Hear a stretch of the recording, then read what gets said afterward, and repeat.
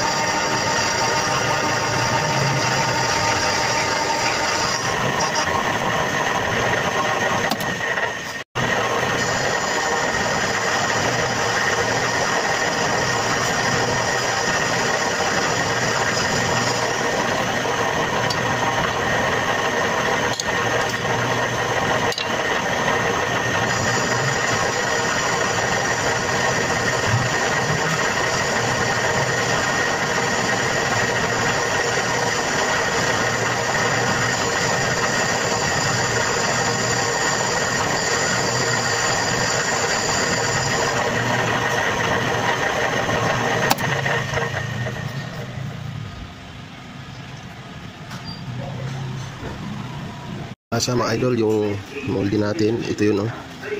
Yan, ganyan. Yung gagawin na lang natin, yung panlalaki, dito, yung magpasok dyan sa loob. Ayos na yan mga idol oh. Finish ko na. Isa na lang. Ang daga na lang mga idol.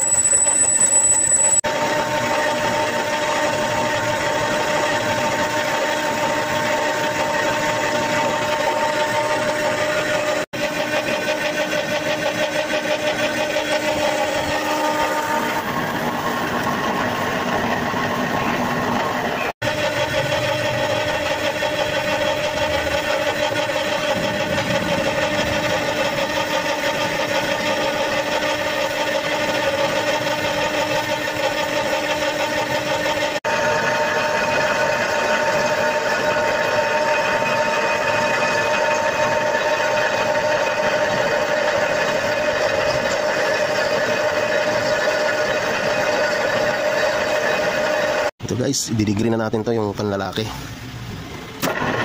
I-degree na natin yan.